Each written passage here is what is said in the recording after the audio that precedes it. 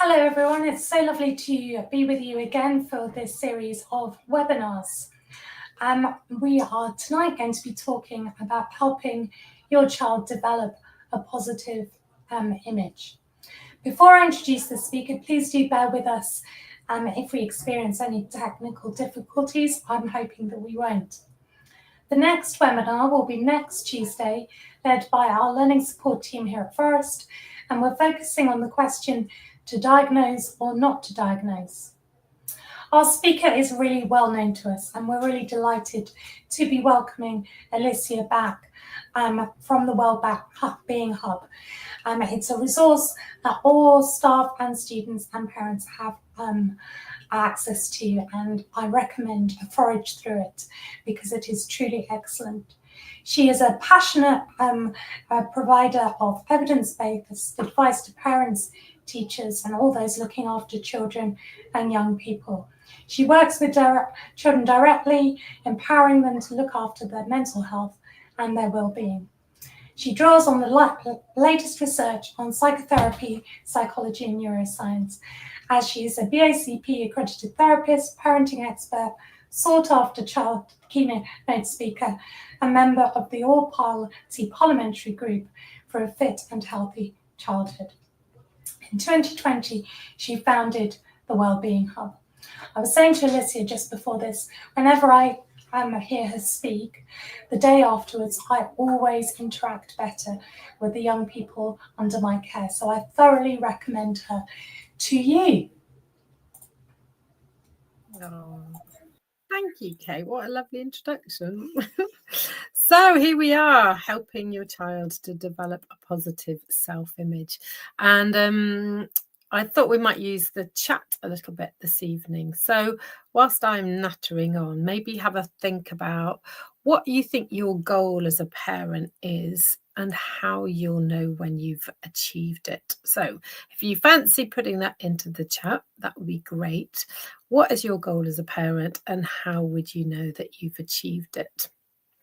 For me, I think the ultimate goal is of parenting for me was to send my children out into the world as adults who can thrive in their relationships, in their careers, although at the moment they both seem to be having a little change there, having done one thing. One's now becoming a psychotherapist and the other one's becoming a nutritionist. So great that they're still finding their path. And of course, thriving in any aspect of life is much easier if we view ourselves in a positive light, i.e., if we have a positive self-image. Self-image is the way that we perceive ourselves. It evolves and changes over time. It encompasses both our physical appearance and our internal characteristics. So our internal characteristics will be things like our personality, our values, our abilities, our overall sense of identity. And our self-image is shaped by lots of different factors, including our personal experiences, our social interactions with others, the feedback that we get from other people. And of course, as parents, we create many of the experiences our children have. We are involved in innumerable actions with them, and we give them lots and lots of feedback. So in this talk, we're going to consider the different components of self-image and really what we can do as parents to ensure that our children develop a positive one. But before we get going, I think it's really important to recognize, to acknowledge that the world our children is growing up in is a very fast and ever-changing landscape where they can and will and influenced by people we may have never even heard of, never met, where they can scroll through endless social media feeds telling them how they should look, how they should eat, how they should exercise, what they should wear, what music they should listen to, what's cool, what's not cool. And in many ways, you know, there's nothing new about that external influence. But I think when we were growing up, the majority of us were influenced on a micro scale. So we were influenced by our peers, our parents, perhaps our parents' friends, other relatives.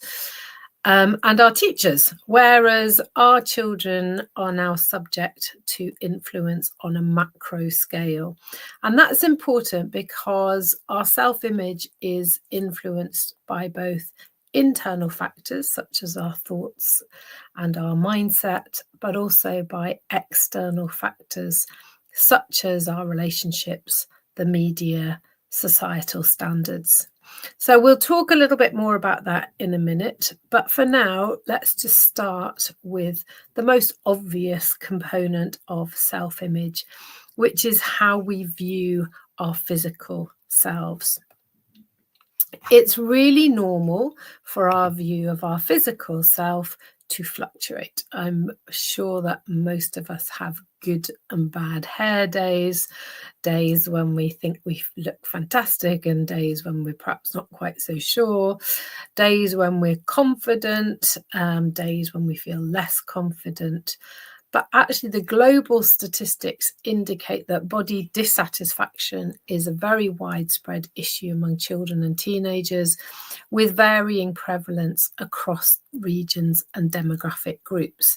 So there was one really large-scale study actually conducted by the University of Waterloo in Canada, and it spanned 6 countries, including Australia, Canada, Chile, Mexico, the UK, and the US.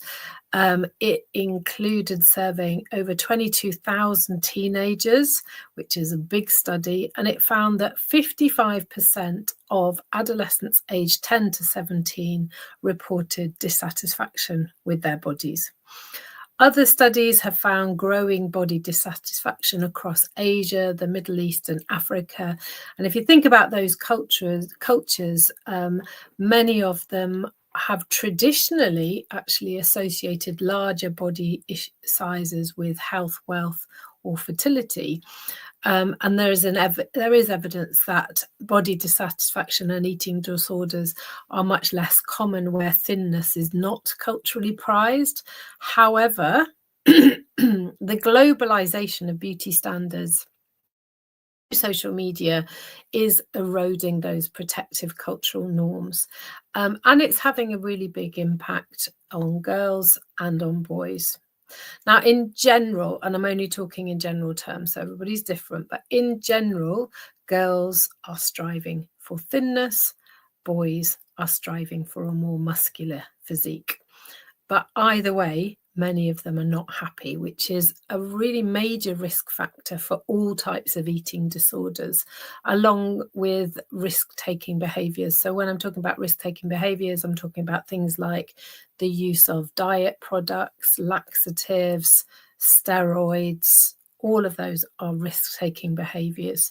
So helping children to have a positive physical image can protect them from disordered eating and from those risk-taking behaviours. And there's a lot we can do, which we will explore in a minute, but we have to start early, and actually probably earlier than you might realise.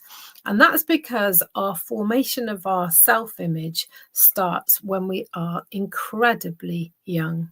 So if you look here, you can see around about the age of 3, children start to sort of see themselves in concrete, observable categories. So, child or grown up, short or tall, blonde or dark. By 3.5, they're starting to compare themselves to others. By 5-6, they're starting to want certain looks for themselves. And how they feel at this stage, that 5 to 6 age group, very much influences their behaviour from age 9 onwards. There was a UK survey conducted by Be Real, and they called it their Somebody Like Me research, and it found that 34% of girls are already restricting food by the age of 5. I mean, that just shocked the pants off me when I heard it. So we have to understand that this stuff really does start early. And we'll look at what we can do in a bit later, but for now, let's just consider another factor associated with self-image, and that's our psychological self-image. Our psychological self-image is how we view things like our personality, our emotions, our values, our abilities, and again, those opinions about ourselves happen really early. So 3 to 5-year-olds are not only comparing physical self to others, they start to make social comparisons as well. Now, hopefully, most of them will be protected from social media at that stage. But, lots of them are going to be watching TV and movies, some of which will present idealized images, which children might see and use as standards against which to compare themselves. This is the age when children obviously start spending time with their peers at nursery, at school. They become aware of differences. And once we become aware of differences, we are prompted to make comparisons. And that can be a good thing. So it can be great if it motivates them to improve their skills, to adopt more positive behaviors. But I think unfavorable comparisons in terms of how we look and how we're performing can lead to feelings of inadequacy, which then lowers our self-esteem, it lowers our confidence. It's really worth noting that there is a difference in how children compare themselves to others. So again, girls are more likely to focus on appearance. Boys are more likely to focus on abilities and possessions. But actually, the level of comparison is also influenced by the values and ideals in the cultural environments, both of home and of school. And that's why it is so important to choose a school that aligns with your family culture. So I'm sure, Forrest, you've chosen it because it fits. The final component associated with our self-image is our social self-image. And that is how we believe we are seen by others. And again, it starts really young with children back at that 3 to 5-year-olds beginning to understand that others have opinions and perceptions about them. And that understanding increases during middle childhood from 6 to 10. And then, of course, they hit adolescence, where I suspect many of your children will be. And at that point, teenagers are absolutely hardwired to be really sensitive to how they think others see them. And that's because the developmental drive of adolescence is to find our identity and to find our independence. So some of you will have seen me do this before. When we're born, we have these very strong bonds with our parents for the simple reason that we can't really survive without them. Caregivers, parents, whatever you want to call it. As we go through adolescence, we've got to pull those bonds apart, rearrange them and come back so we can have that adult relationship with our parents going forwards. During adolescence, as we take those bonds and pull them apart so that we can become those independent adults, we are much more reliant on our peer group. The peer group becomes increasingly important. The changes that are happening in their brains support that more social, outward-looking behaviour. So the downside of adolescence is that they tend to be highly sensitive to any form of judgment, criticism, or the possibility of being excluded or rejected. And that means that they can be extremely self-conscious on all of those different levels of self-image that I've already mentioned. Having said that, children, when they enter adolescence with a positive self-image, tend to be less self-conscious. They tend to be less likely to have to experiment with different roles and behaviours to fit into a particular social group. And they tend to be less susceptible to risk-taking and also to peer pressure. So just to summarise this little section, an individual's self-image is how they see themselves physically, psychologically, socially. Their self-image influences their behaviour, their choices, and actually their overall well-being.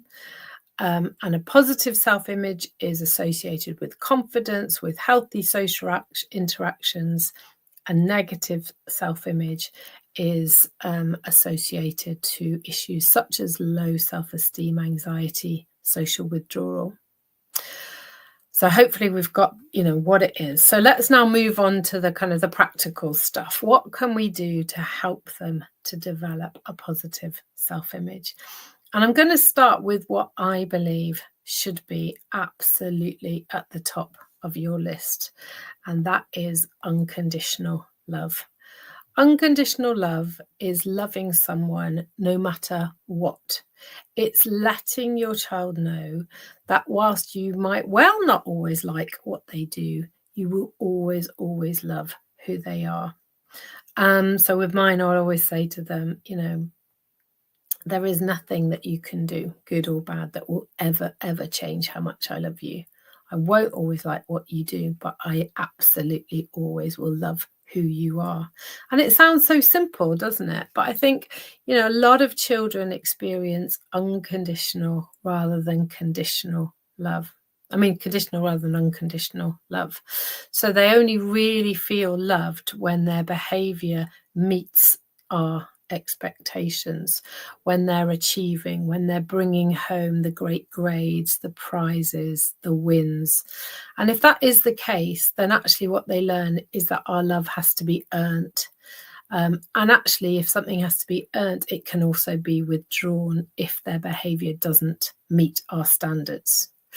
And your children will all make mistakes. They will all do things that you disapprove of. They might even do things that shock you to your absolute core. But how you respond when those moments happen determines really, one, whether they become opportunities for growth and learning, or moments which end up in humiliation and shame. If you focus on behavior rather than the person, then behavior can be changed. Whereas when we criticize them as a person, actually what we're saying is you as you is not okay. Those things like, oh, you're so stupid, so clumsy, so selfish, so unhelpful, so rude, so disrespectful, so thoughtless, so mean, so untidy, so unreliable, so lazy. And I'm sure all of you, or most of you certainly, will remember something someone once said to you that fundamentally impacted the way that you thought about yourself. For me, it was actually Miss Ditmar. So Miss Ditmar was our art teacher. And I remember her saying to me, she actually wrote it in a report on the basis that Alicia cannot even draw a straight line. I do not think that art O-level, as it was then, is going to be for her. And I was like, oh my gosh, I'm not creative. And you swallow those messages whole. And literally for years, I avoided anything creative thereafter. It wasn't actually till I was trying to design the top deck of a boat off the coast of Civitavecchia into a Roman forum that I suddenly thought, you know what, Miss Ditmar, I might not be able to draw a straight line still, but actually I am creative. So I'm sure somebody somewhere along the way will have impacted how you felt about yourself with comments that they made. So when they do make mistakes, try to approach them with curiosity and kindness rather than judgment, because that helps them to maintain that sense of being okay. It helps them to bounce back more quickly from mistakes. So here's an example for you, because I always think examples are quite helpful. Imagine at a parents' evening and a teacher tells you that your child is not putting any effort into their studies.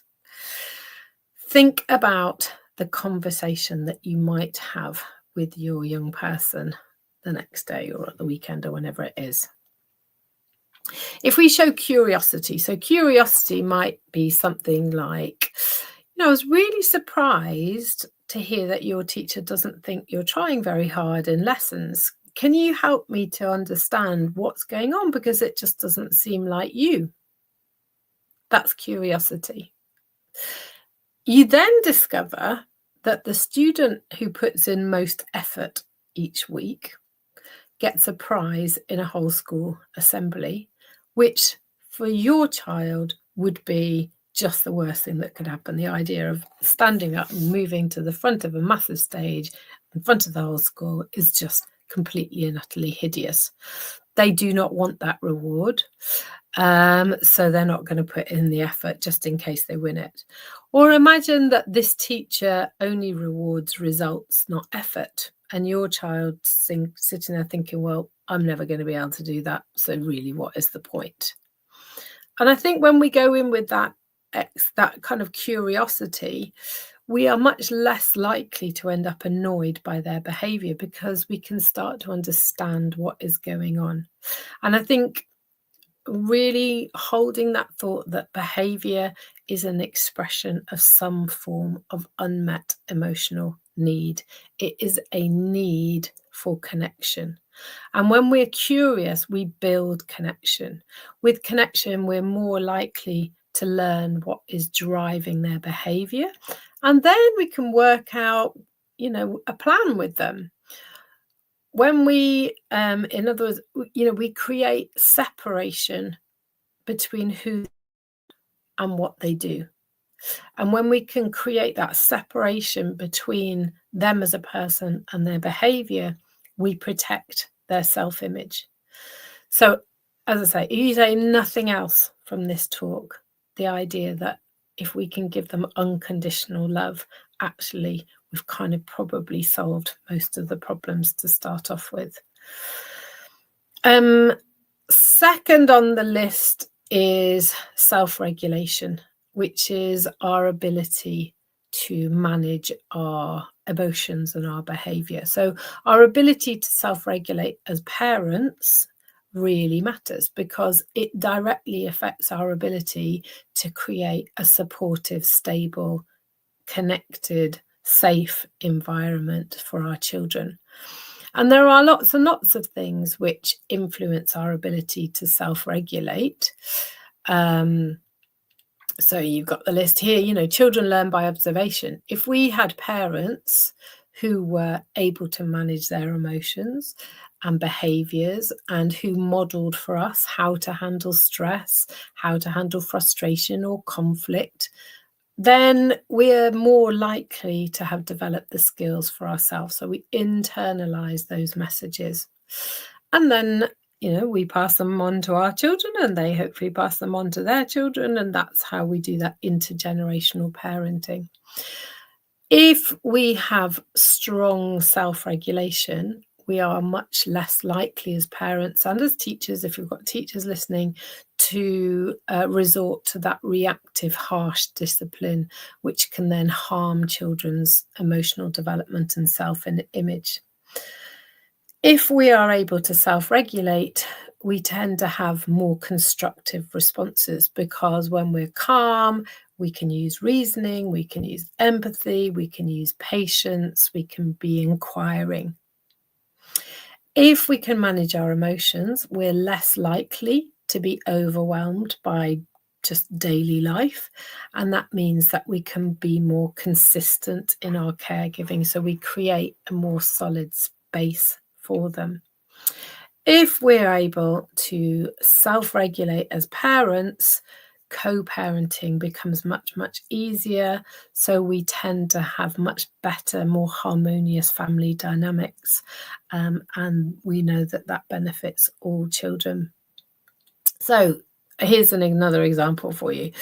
Imagine a parent who's had a really stressful day at work. They're tired, they're exhausted, they get home.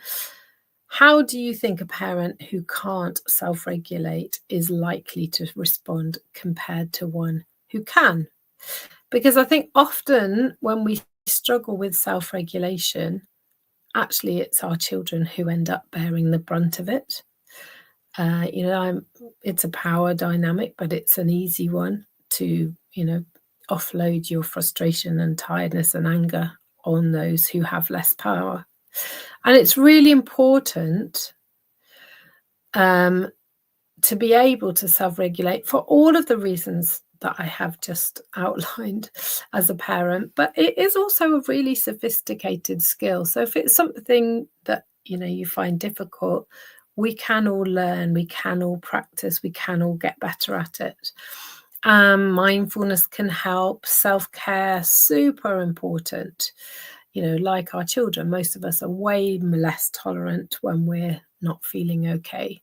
Having really good support systems, whether that's practical or emotional support, starting to be able to identify what our triggers are, what are the things that push our buttons, because once we become aware of our triggers, we tend to become less reactive. We tend to become better at managing them. So for me, the thing that is going to push my buttons faster than anything else is the fear of being late. And that's because when I was growing up, when you end if we were late when we were like 5, 6, 7, Mrs. Harvey would be standing on the door with this meter-long ruler, and if you were late, you used to get whacked as you went in. And my mother will be late for her own funeral, so every morning was stress and anxiety inducing and just dread. And so even now, and I'm never late for anything, and if I am, you'll know there's a really good reason. Even now, if I think I'm going to be late, I go back into that child panicky feeling. Now, once I have that awareness, once I realize that actually I'm becoming, I've gone shot back. It's called rubber banding. I've rubber banded straight back to being 6 or 7. So I'm going to react as I did then. And, that means I'm going to get really annoyed if the kids are running late. I'm going to be losing my cool left, right, and center. And it's really unhelpful. So kind of, okay, this is your stuff, Alicia. And I say to them, look, I know it's difficult that I'm very, very strict on time, but it's really important to me because, and tell them the reason if you can, it's really important that we're on time. So how can we make it so that we can get your needs met, but also get my need for being on time met as well? I've already mentioned role modeling, but I literally cannot stress enough how much influence you have on your child's self-image through what you do. So, I shot off the wrong thing here. If you go back to that physical self-image, when children see us criticizing our bodies, when they see us bouncing from one diet to the next, when they hear us labeling food as good food or bad food, when they see us ruling out food groups for non-medical reasons, body shaming others, they learn that bodies can be okay or not okay. And then they start to look at themselves to see where they might fit in. And obviously when they're young, really right the way through, they don't have the maturity to realize that actually this is just one opinion. And I really know how this works because my mum was always saying she was fat. She never has been fat, by the way. And it used to really upset me. It used to really upset me that she was so unkind to herself when I loved her just the way she was. And it's really fascinating. I mean, she's 84 now and she still does it. And I notice that how somebody looks is always the first thing that she will comment on. So it's probably come as no surprise to you to learn that my sister developed an eating disorder. And to be honest, my physical self-image was something that I really struggled with for a long time. So lots of disclosure here, but hopefully it's helpful to demonstrate how important it is to realize that how we talk about ourselves and others is going to impact our children's acceptance of themselves and, of course, their acceptance of others. So that idea of being kind to ourselves, it's all become a bit of a well-being cliche, hasn't it? And, of course, warm baths and massages and all have their place, and good food is really essential, as is good sleep. I actually think when I'm talking about being kind to yourself, it's about nurturing our inner coach rather than that inner critic. So how we talk to ourselves about ourselves.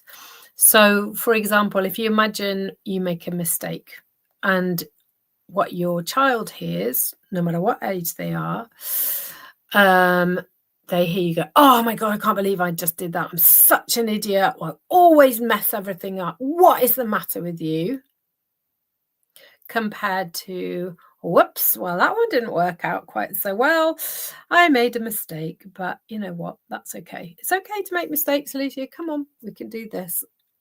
Let's move forward. When they hear us speaking kindly about ourselves to ourselves, our children learn to do the same for themselves. So if you hear your child being harsh to themselves, it's really important to say something to challenge the thinking. You know what? It really upsets me when I hear you beating yourself up and being so mean to yourself. Imagine if who'd made that mistake. What would you say to them? Do you think you would try and say something like, a bit kinder to them? Yeah, most of them will say yes. Okay, well, maybe could we try and do that for you next time? So we're challenging them to switch from that inner critic to the inner coach.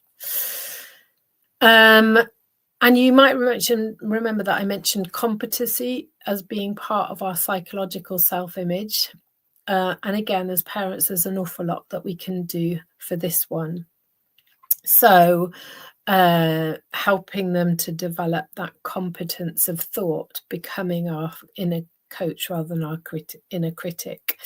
We can role model confidence in our abilities, so we can let them see us trying new things. We can let them see us handling challenges with determination.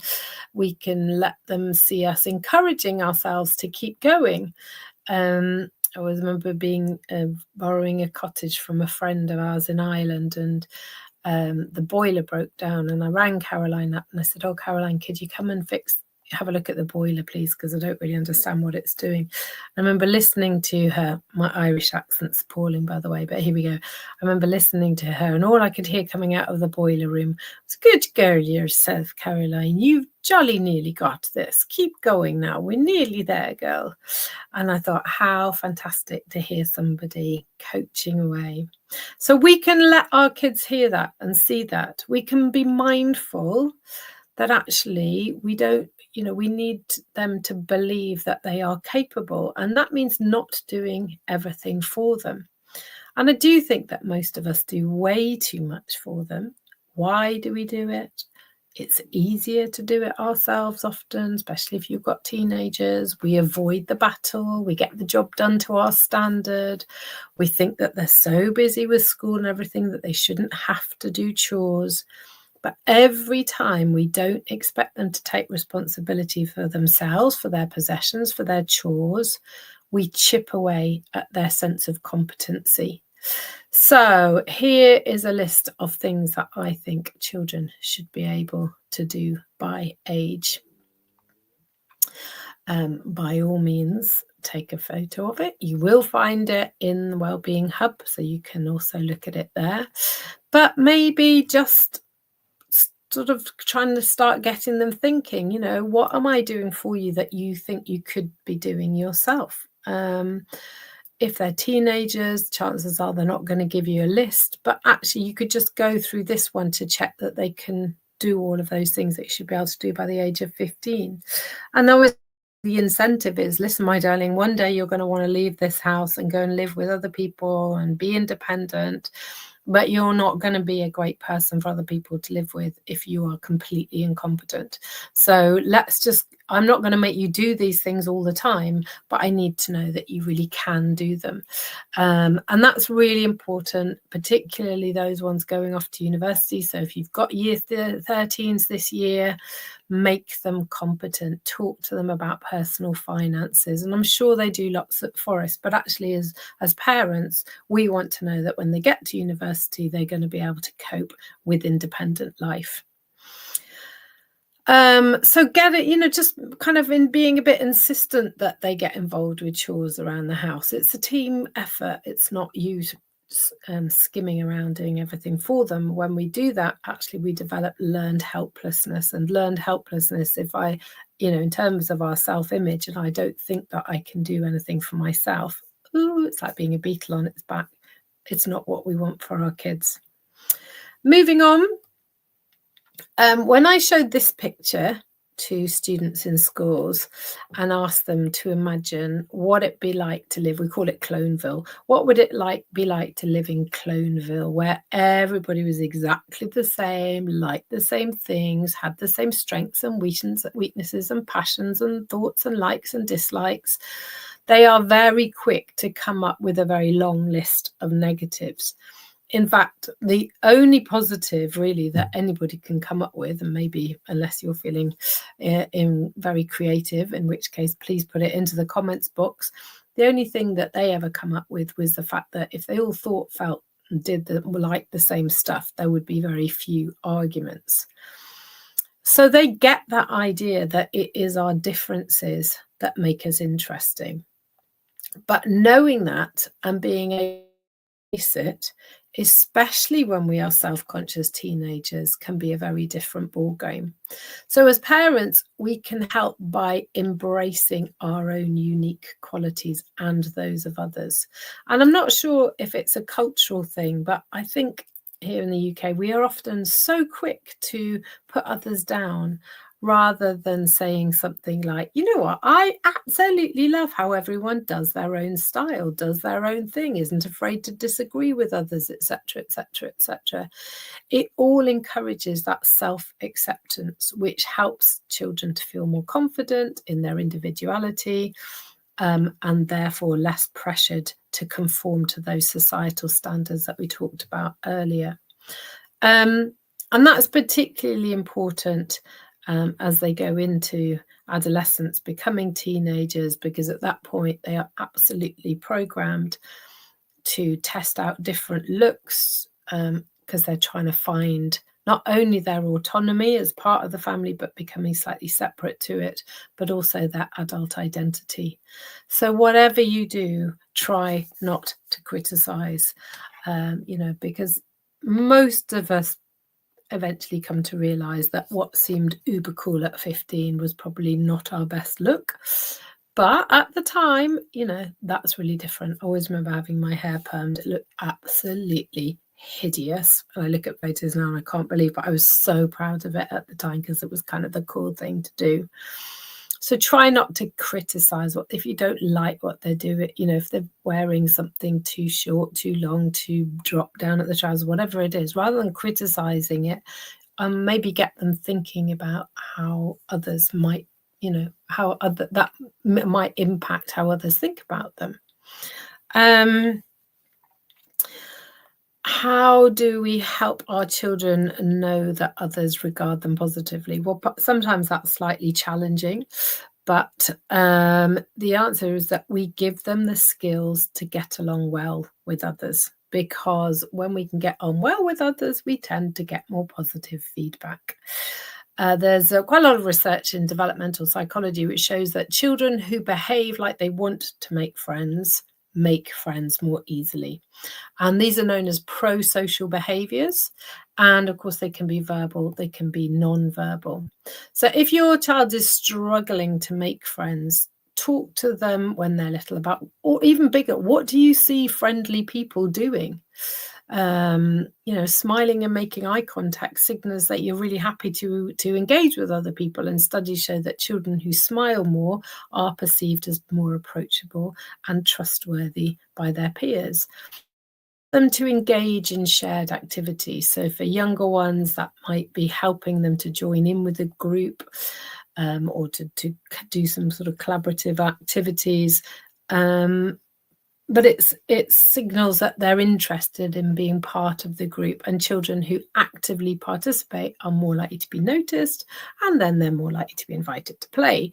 If we're looking at the older ones, really encouraging them to get involved with clubs and activities that they will enjoy, so stuff that they're into, because then they're going to meet people who have similar interests, and it is always much easier to connect with people when we have something in common. Initiating conversation. Now, this might sound a bit bonkers to have to teach older ones, but actually, the number of times I have sat in therapy sessions with sort of 15-year-olds who are terrified of and socially very anxious, and part of the problem is that they literally can't think of how you start a conversation. So for the younger ones, you might kind of really simple things like, can I play, or what are you doing? For the older ones, get them to sit down and make 15, 20, 30 conversation starters that they could use in pretty much any scenario. Hugely builds their confidence. And once they feel more confident, they tend to become more competent, they tend to have a go at it. that old adage, fake it to make it, really does work. So helping children to understand, young people to understand that if they can appear confident until they are confident, it's really helpful. So for the younger ones, encouraging them, just to stand nearby, to watch for a moment, see what's going on, then join in. Confidence is really attractive. Teenagers often don't feel confident. So for them, it can be much easier to hide behind a phone screen, engage with others. But actually helping them to see that avoiding the tough stuff does not help us overcome our fear. In fact, it just makes it worse. So, if they are struggling to make friends, get them thinking about what they could do. Maybe if they're struggling in a school setting, try a different environment, such as a sports club or a drama group. All of those things can really build confidence. And when we build confidence in one area, it transfers across to other areas. Helping them to understand that, our body language conveys a huge amount about how we're feeling and whether we're up for being friendly or not. But if you don't know it, you don't know it. When mine were young, we used to play a game called Open or Closed. So we'd look at people on the bus or in the park or wherever we were and decided if we thought that they would talk to us if we tried to talk them. And it kind of helped them understand that posture and expressions and our social cues are often what make people approachable or not. And again, it's absolutely no different for the older ones. That learning about non-verbal communication can really make a difference, because if they've got that really closed off body language, crossing their arms, turning away, shrinking in, they are going to discourage peer interaction. So we're getting to the end. So we've got an opportunity for Q&As shortly. So by all means, if you've got questions, start thinking about popping them into the chat. I don't know if there's a Q&A box, but definitely put them into the chat. I can see them there. I think we need to just quickly revisit the online world, because as I mentioned, our self-image is influenced by our interactions with others, and that is as true online as it is offline. So it's really important that we work with our children to ensure that their online world is one that boosts self-image. There was a study that was done by the female lead, and they found that 78% of people believe that social media has negatively affected the way that they view their bodies. So get your children thinking about, what is your social media? If you're on social media, what is it doing for you? Is it making you feel good about yourself? In which case, crack on. Is it making you feel rubbish about yourself? I can go and hit my head against that wall, and I can do it 20 times. It's not going to hurt any less. In fact, it's going to hurt more.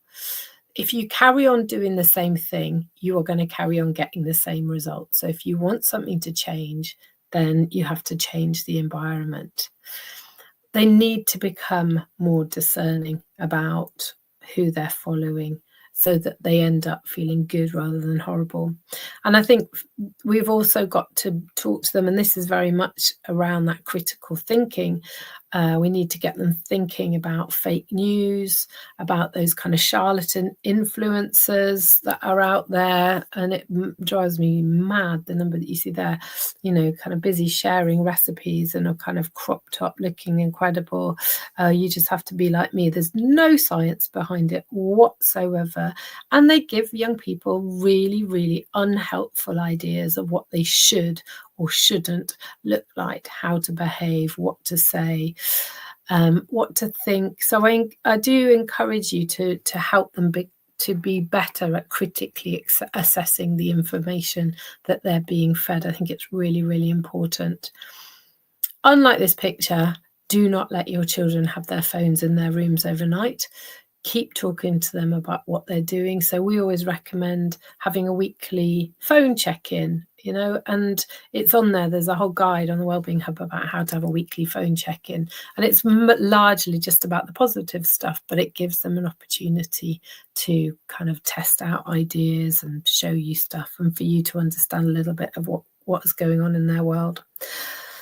So, as I promised, pretty much bang on 45 minutes, I think, we have come to the end of the actual presentation part of this. If you would like to ask any questions, you are super welcome to pop them in the chat. But hopefully, I hope that you found it useful. And as I say, if Forest have been members of the Wellbeing Hub for a long time now, and the feedback we've always had from parents is that it's really helpful. But if there are areas that you think we could be doing better or more at, by all means, let us know. And if you want to go and look up things like those things to do by a certain age, if you want to go and look up the what else did I just put in there? The screen phone contracts, and also the how to have a weekly phone check-in. It's absolutely all there for you. So over to you. I'm not sure who's there now, whether it's Natasha or Kate, but we've done. Thank you so much, Alicia. Miss Spencer Ellis kindly did the introduction. Probably worst till last, as you say. But I just want to say thank you so much for joining us. There's no questions at the moment, but if there any come through, I'm sure you're fantastic, feed them to yourself. So thank you so much for joining us. And I wish everyone a lovely evening. Thanks. Bye, Natasha. Take care, everybody.